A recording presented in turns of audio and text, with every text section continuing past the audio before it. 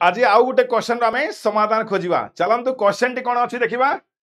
he is the first man to sit on a fast